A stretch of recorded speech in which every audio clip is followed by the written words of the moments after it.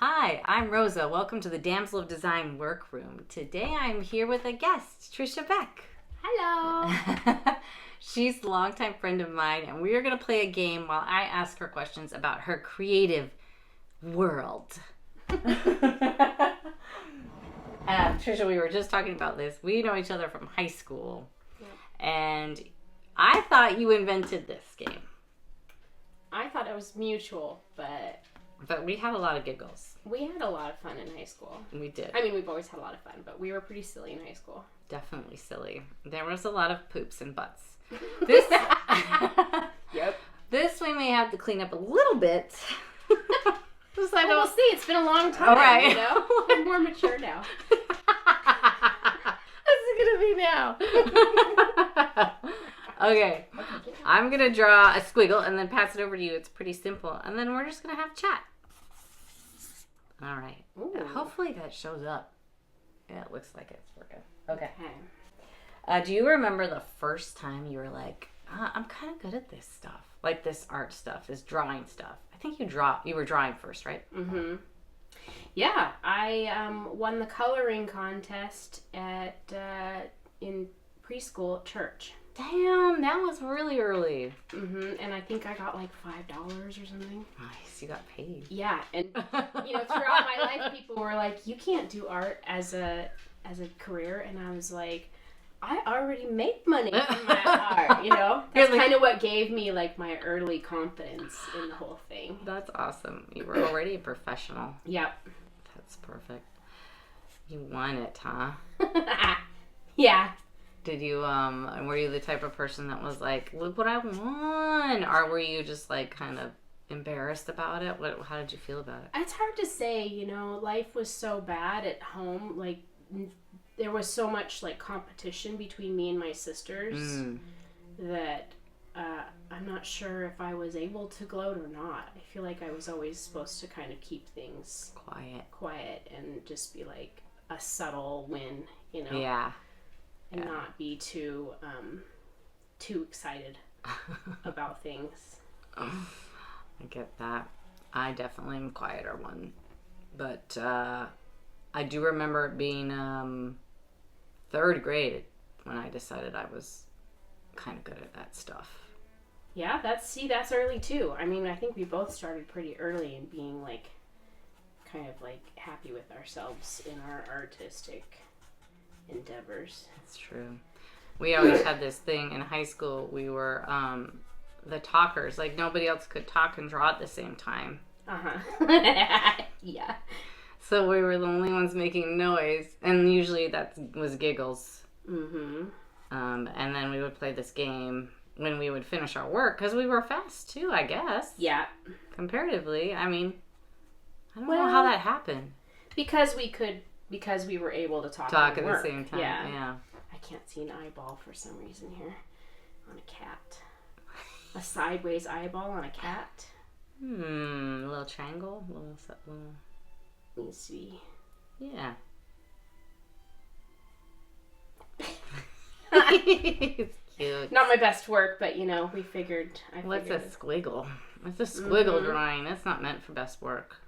It's meant for silliness, essentially. I think that's what we meant it for. Yeah. To fill the time. Yep.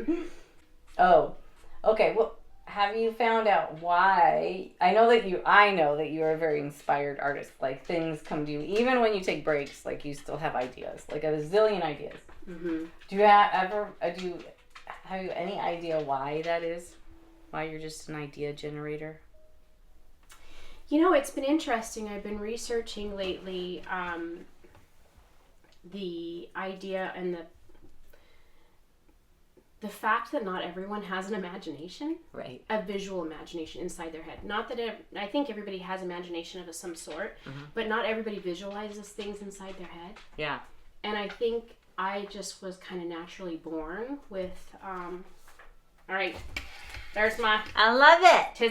Tis a fancy cat. This is a fancy cat.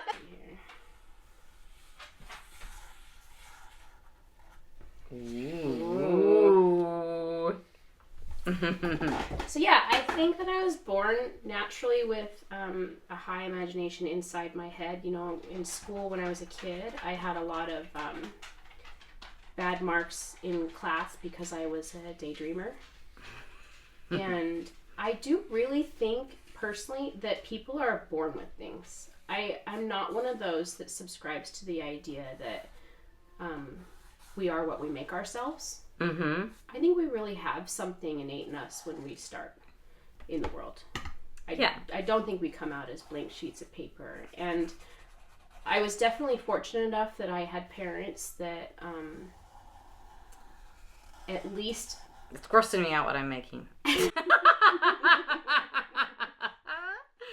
see it though. My parents at least encouraged my imagination. Yeah. And I think that that's a big downfall of for a lot of childhoods, is that their parents don't allow them to explore things.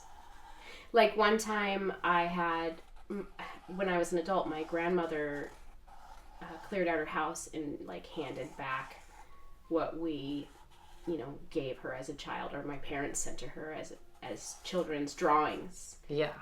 And my drawing was of like this woman up in the second story window. That's beautiful. The flower. Nice addition. I had a book and nostril. I don't know. That's like... And then you were just making it hairy. But my picture was of like this woman in a second story window, like with chains on and crying. The tears were like running to the ground, and the sky was all dark. And I know from my own, like when I saw that picture, I was like, oh, that's like completely religious, Mother Mary and that kind of stuff. Like, I know that a lot of my drawings were from that fear that they were trying to instill in me as a child about going to hell and all that stuff. But it's amazing to me that my parents were like, look at this lovely drawing, and send it to Grandma who lived in Panama. Like, it was kind of some work to get her stuff, and to see that my parents saw that drawing and wanted to share it rather than hide it. Yeah, that's really cool. It's pretty amazing. Yeah. So I think there's always, some nurture that's involved, but I feel very much like it was something that I was born with. That's cool. Ooh, that's pretty. I have no idea what it's gonna be. I don't either. Oh my goodness. So looking back, I know you've done a lot of things. I know a lot of things, but you've done let's see if I can list them all. Oh boy. You've done pencil. Did you do charcoal? Very little. In college, like... Some charcoal. Like when I'd go do those drawing classes and stuff. Yeah. Live nude drawings were always in charcoal. That's pastels. Both pastel, oil, and soft. Chalk. And then acrylics. And did you do oils too? Very little. Okay. Not anything that I was proficient in. But then you've also done like a ton, like you did broken glass work. Mosaics. What else? What am I missing? Well, I went from pencil to colored pencil. That's right, colored pencil. That's when I met you. Colored pencil to eras. Yep. And then I spent 4 years with the alcohol inks and silhouette work. I've done a little bit of watercolor, but nothing, again. Same with oils. It was like, when I decided to learn to paint, I went through all of the different paint genres and tried them all, and kind of was like, which one would be the best for being a working artist, which of course is acrylics, because it dries quickly and you can move things through. And right. Although I'm not as inspired oftentimes by acrylics as I am by watercolor and oils, because oils and watercolor can be so incredibly vibrant, but I never spent the time to get there to that. Did you have like a favorite era of experimentation?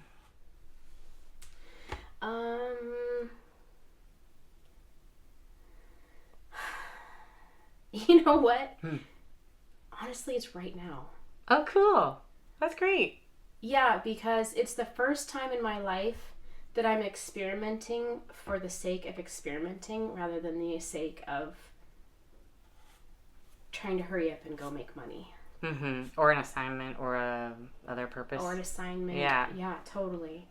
And I am amazed at how, I mean, when I first started this thing of like, okay, I'm going to try and do this for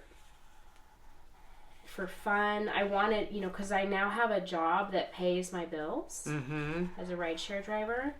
I wanted to bring art into my life for fun, and I've just never done that before. It's always been for other purposes. And at first it was a real struggle. I was like, how in the world am I ever going to enjoy this? Because what's the point? What's the point of making art if I'm not going to make a living? I'm just making trash. I'm making stuff that you don't know where to put. Yeah. Yeah, I totally relate to that. Yeah, I don't mean to call it trash because I do think I make good work, but I see that it's just more things that we're bringing in our world, and like enough with the stuff. We have so much stuff. And so now I'm like, I am still seeing that issue of like some things are stuff, but I'm also like really seeing it as, you know, we have to have some space to create and have garbage and have excess. You can't have new creation without creating some stuff that's not everything can be a masterpiece. Right. And especially when you're first learning, you know, I've had lots of people be like, how long, you know, I suck at painting. You know, when I did the market, people would come up all the time, I suck at painting. And I'm like, well, how many times did you try? Or how long did you do it? Oh, I painted one time and it was terrible. And I'm like, God, I have like 10 years of terrible just in acrylics downstairs, along with all other things that, you know, every time you start a new medium, every time you start a new project, you're going to have failures. If you don't have failures, you're not pushing yourself. Yeah, you do. You have to be okay with it. And it can get like, especially once you get to a certain level, it can get hard to do that. Yeah. To be like, I just sucked that one. Totally. And I'm having that experience where I'm like, all right, that failed. And I'm like actually charting out what I'm doing and then like it's kind of brought me joy because as I'm charting out and then when it finishes, I go back and I put this big X over it and say why it didn't work. And I'm like, that kind of feels like marking something off a list. Yeah, that's a good idea. It has a similar feel to it. I like it. Oh, something pretty. kind of abstract. Oh, wait. There's one more thing I need to add here. There we go. Kind of holiday-like. Oh, yeah, I like it. It reminds me of some of the doodles you used to do. Really? Mm-hmm. Well, you had ribbons. You do remember the ribbon doodling? I do. I forgot about my ribbon phase. I really loved the ribbons. You taught me how to do ribbons. I loved doing ribbons. I was even going to get a tattoo of ribbons down my... Well, you kind of did. Oh, yeah, I did. The rainbow ribbons. Yeah, because it's my dad's. Yeah. Oh, that's an interesting question. I'm really surprised at that answer, actually. Yeah. I love that. I love that that's now. It's super great. I know. I've been excited to tell you that. Yeah. That I'm finally starting to have fun. Yeah. Do you have any advice for people trying to get into any sort of creative art inspiration sort of thing? Like, it sounds like be patient with yourself. Definitely be patient. And actually, I really realized in this situation, as I continue to have failures, is there's an amount of determination that you have to have in order, and you just have to like continue to not only stick with what you see in your mind's eye, but also allow the artwork to hold its own space, because it's never going to turn out exactly like what we see. Right. And I think that's a big misunderstanding about the art world, is people think that artists go in there and we paint exactly what we see in our mind, and it is not ever the case. No. It might be something similar and has the same, hopefully it has the same feeling, but it's going to have its own mind. And to let it have its own mind, and I'm classic at that, where I'm constantly like, I want to have control over it. I'm such a control. I'm so freaking tight, and I would love to be more loose. And so to give the artwork its space is something I personally hope that I can learn as I go on with things. Okay, let me imagine a squiggle here.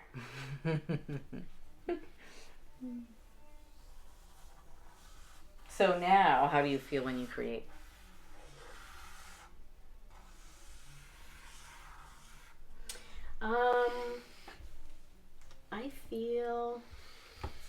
How do I feel when I create?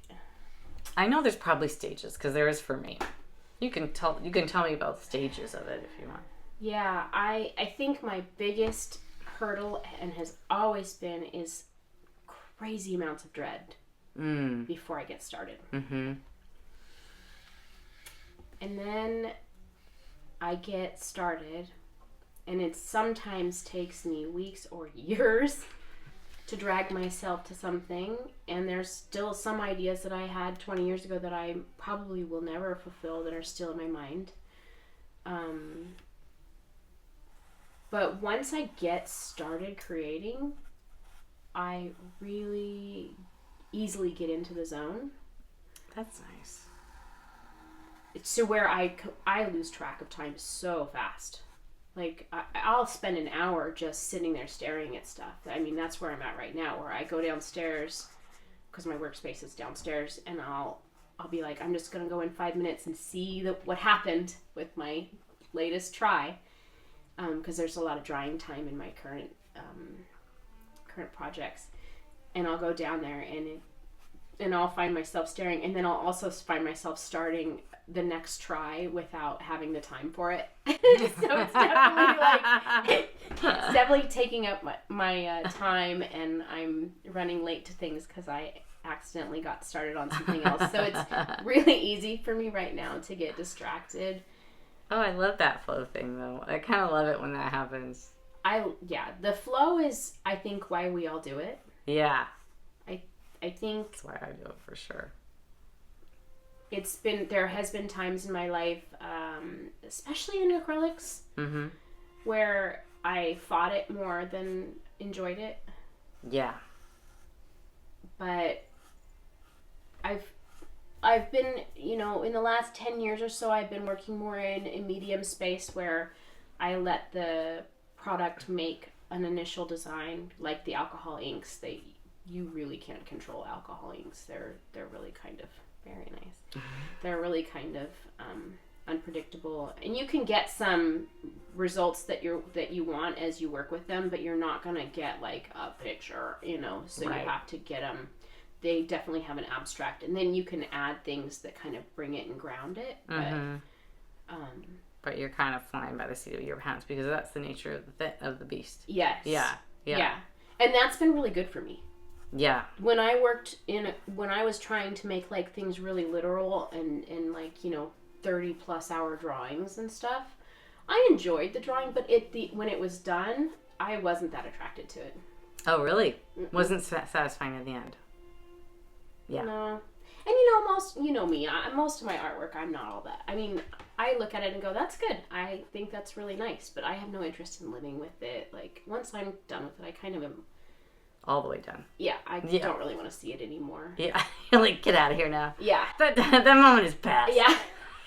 Exactly. And maybe that's why we do it. Maybe that's why a lot of artists do what they do, is to get it out of their head instead of like it living in there. And yeah, I can relate to that. I feel like I do that too, where when I'm actually, the most satisfying ones are the ones where I don't feel like I'm thinking at all. Oh yeah.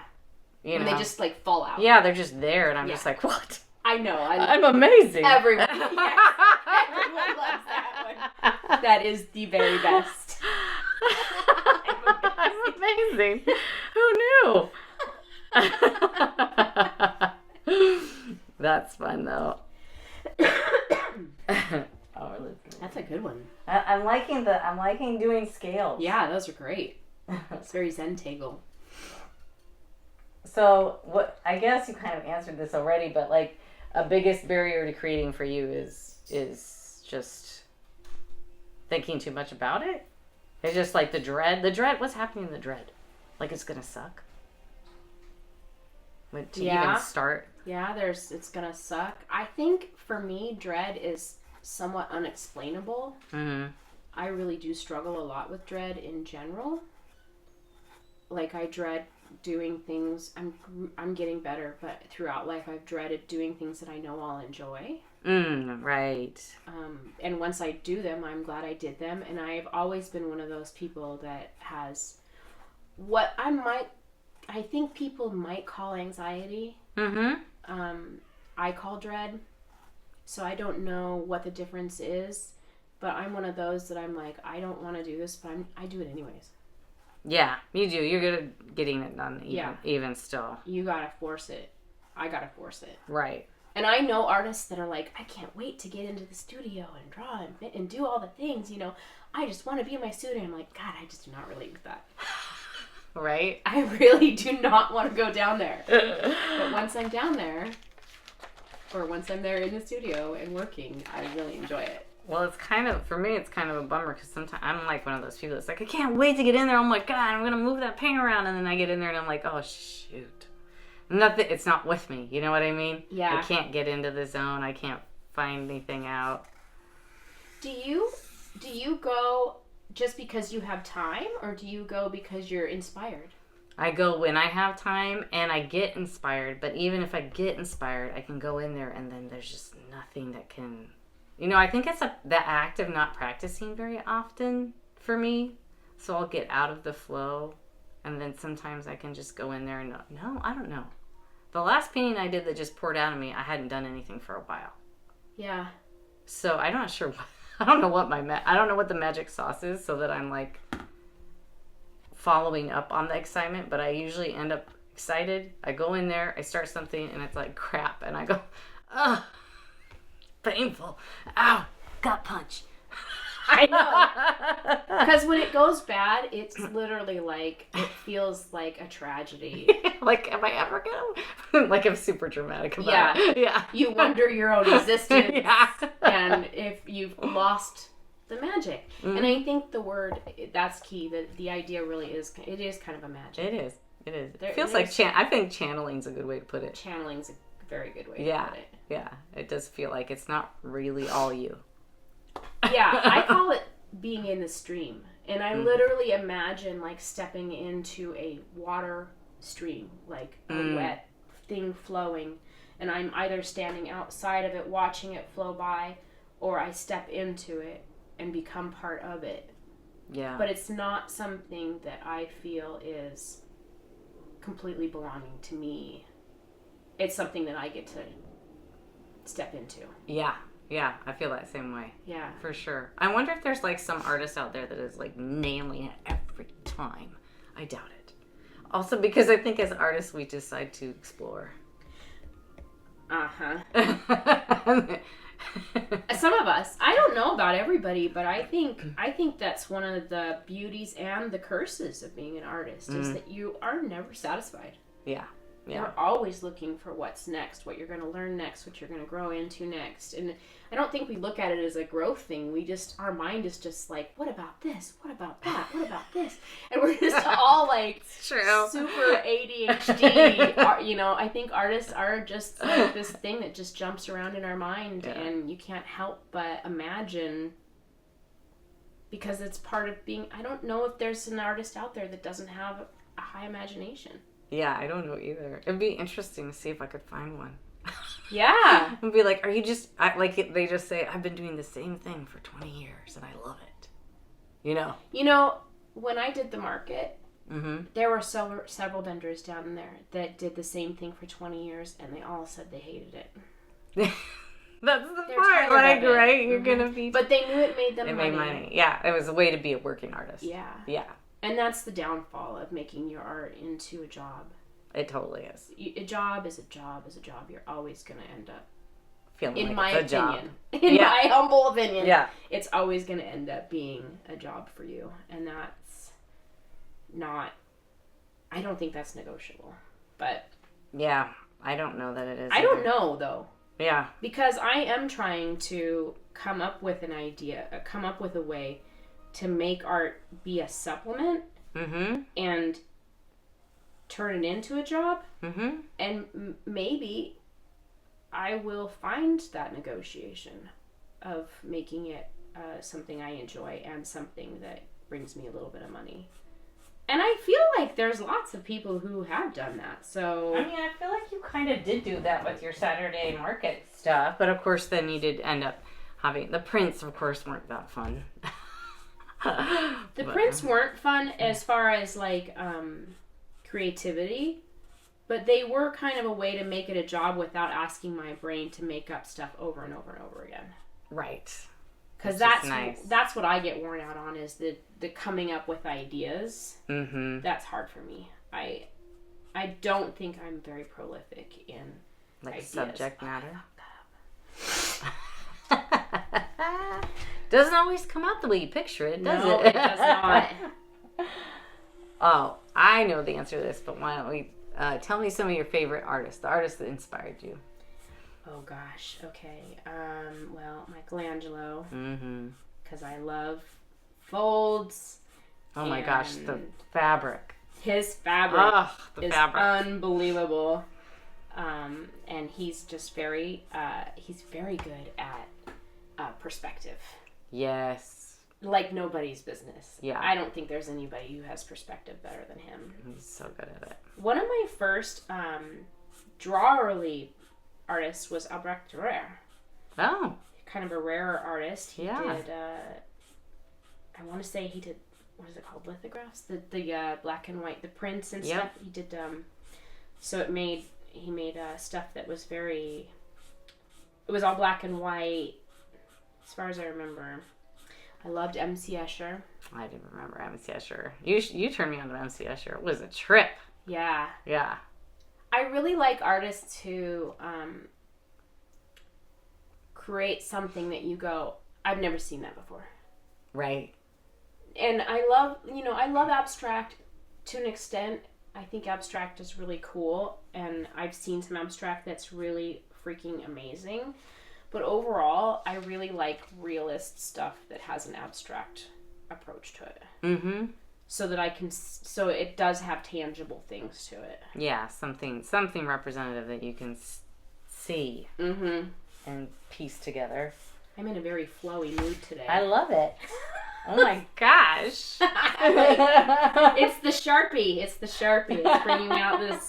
bringing out the painter's touch to it, because I don't like the hard lines that Sharpies make a lot of times.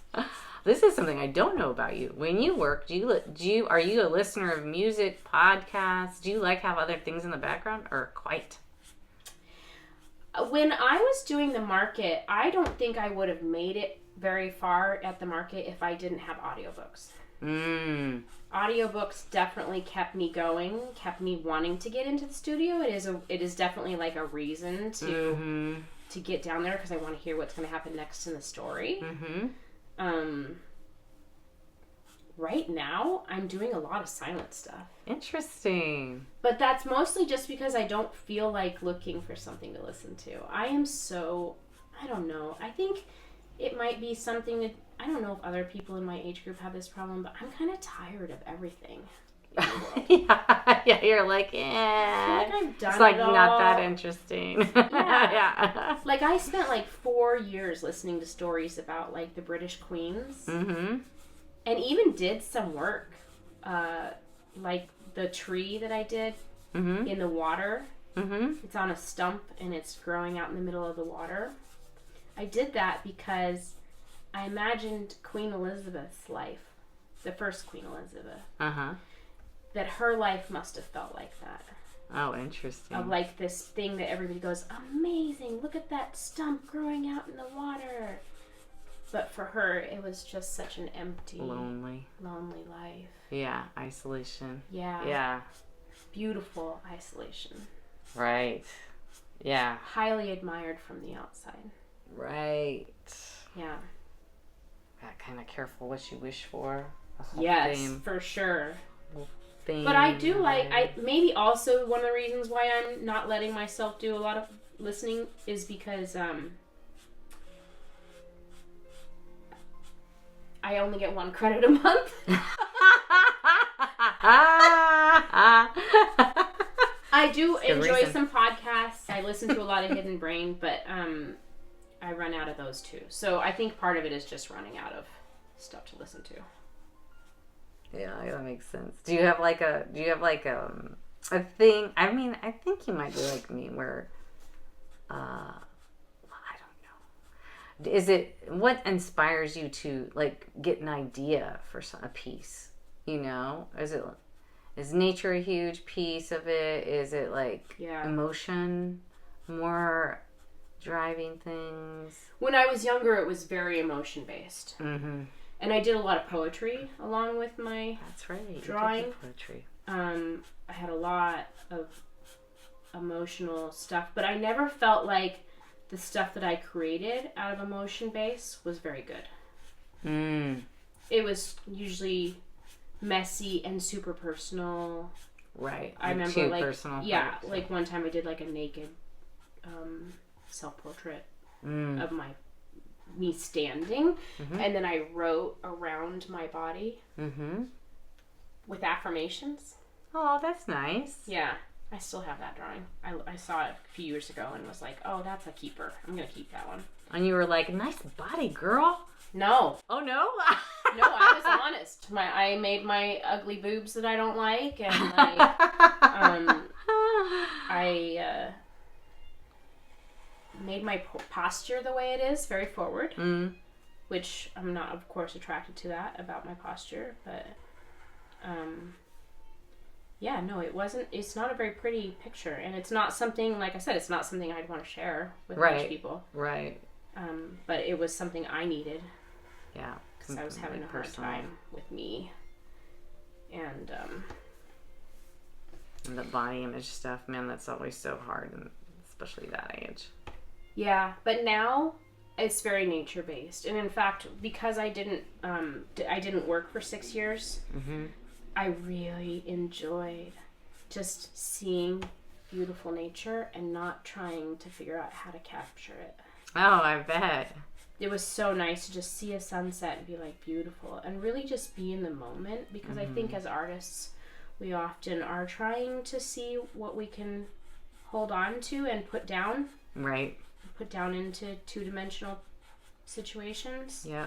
And I think that can be, that's a wonderful thing about us, but it also can be really hindering to the moment.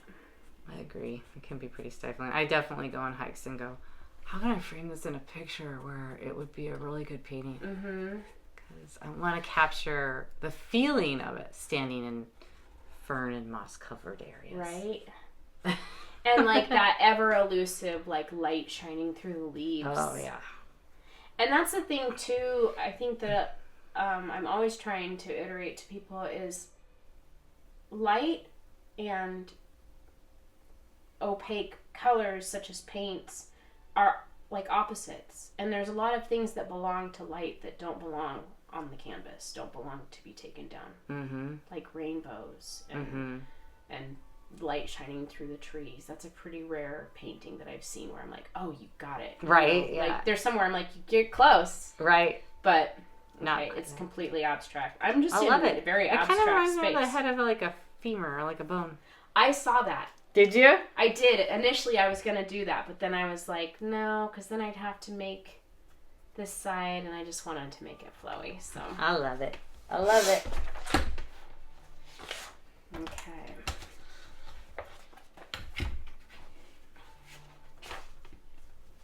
Well, do you have any tips or tricks in your life of artwork that you think would be or maybe any moments where you were like, man, I discovered something cool, like how to work with a medium or how to come up with an idea, anything that was part of a process that you now employ? God, I don't think so. I feel like I see them all the time with other people, and I go, I want to try that. And then I try it, and then I don't do it the same way. Do you know what I mean? Well, yeah, and that's one of the reasons why, like, when I was at the market, there was always that fear that people would copy you. Yeah. And I had to really just relax into that because I recognized that Even if they did. Even if they try, it's still going to be their own. Yep. It's not going to look like what I do. Yep. You did a lot of work with medium, right? Like to slow the drying process, or maybe just give it to some shine. I maybe went too far on that one. It does look especially tricky. I almost completed it. I was like, wait, this isn't my drawing. You're like, where are you going? What's happening? Okay, what were you saying? You did a lot of work with mediums, like gel mediums, and like things that would change the viscosity of the paint. And I think you're doing that now too. I'm doing that now more than Yeah. Because now I'm learning the Dutch pour and some of the pouring processes. Tell me about that one. I didn't really know. I did do mediums on top of my prints, but I didn't really put them too much in my paints. Oh, you didn't? That's what they were for, the top of the print. Yeah, they were for like sealing and well, that's a tip and trick though, because you would take your prints and you'd make it look like brush strokes because of the medium, right? Gel medium. Yeah. Gel medium will give it a painterly feel to a print. But now I'm learning about putting gel medium into paint as you thin it, because in all of the different pouring processes out there, you have to thin your paint down a lot. It needs to be fluid. Really fluid, yeah. And if you just put in water, as it dries, it cracks up. It doesn't keep the colors want to separate. They don't keep, like if you have a gradient of a color pour, and you just have water, the gradient will tend to kind of like striate and come apart. The paint comes apart. That's not good. So the gel mediums and stuff help keep that together, because gel medium is basically like a plastic. Right. I shouldn't say basically. Gel medium is a plastic. Is 100% a plastic? Yes. It's a liquid plastic. But I think as far as tips go, I don't have a lot. People ask me to help teach their kids, and I'm like, please no. Oh God, no. Well, I tried. I did try, and then I was like, oh no, actually I don't care about your process. I was like, oh, I guess you can do it my way or you can do it your way, and I don't really care. Right. If you do it my way or not, which is unusual, because I usually am like, you've got to do it just like me. Oh, right, but not this time. You were just like, it doesn't matter. No, I was just, it matters. I was just like, I don't want to, I guess I don't want to watch it. I don't want to watch it if you're not, if you don't have it, Yeah. If you're not doing it the way, and I feel like art is like something, you can definitely teach it to some extent. Yeah, there's some formulas. But it's really more about doing it. Agreed. It's definitely a doing it thing. Yeah, you just got to go out there and do it. And I think, like I said earlier, my best tip right now is to let yourself fail. Yeah. Because we learn so much when we fail. We do. It's true. I personally learn best from failing, which has not treated me very well in life, but that is my best way of learning, is by going out and doing it wrong. Yeah, sometimes I wish I could just learn it the easy way. Right? I'm like, God. And not have to have your butt kicked. Yeah, like, come on. That'd be great.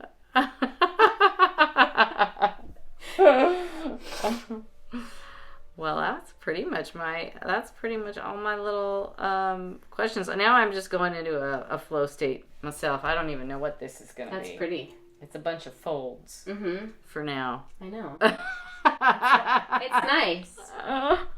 We used to do a lot of like cartoonish stuff, but we did. Yeah, we had a lot of cartoons, and they were wonderfully inappropriate. Yeah, I always liked that. Part of it too was the environment where we wanted to make each other giggle and also like piss the teacher off a little bit. Yeah, I think we kind of liked exasperating Mr. Jones. I think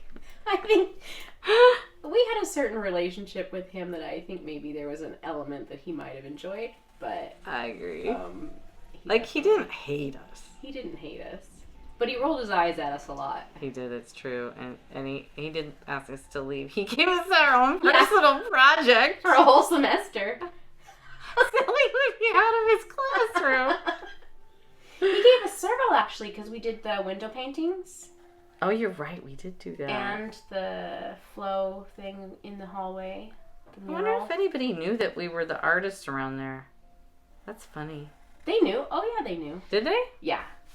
I don't feel like I talked. I still didn't do a lot of speaking to other individuals. Right? So I don't remember even if anybody paid attention. Yeah, they paid attention, because I definitely felt like I was... Like people like, do you do this? No, I felt like there was more of like a jealousy complex. Ah. Because we were at that age where, you know, people would be like, that's so good, I hate you. Remember that? I do remember that. You bitch. Uh-huh. And so I felt like there was a lot of that kind of repercussion. It wasn't oh my gosh, you're so talented, let's exalt that. It was, you're talented, I find you a threat. Please shrink. Mm-hmm. Please be less. My response was like, okay. I'll disappear. What about you? What are some of your tips for... Oh man, I feel like I learned a lot of them. Okay, so what I've noticed is that as I'm watching this portrait of the artist, or portrait artist of the year. Wow, okay, I always want to call Portrait artist of the year. Yeah, Gotcha. yeah. That I always want to call it the James Joyce book, and then Joy's like, that is not what it's called.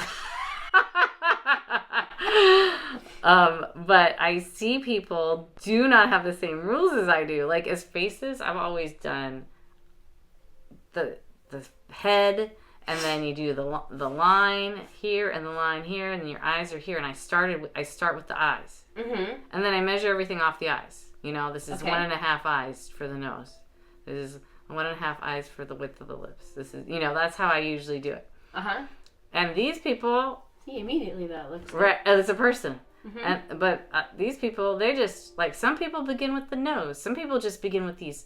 What I love are the people that do this, like, weird-ass angle shit. Like, they're all lined out. It's like a line meets a line meets a line meets a line. Not that I could ever do it that way. I did try. You did? I did.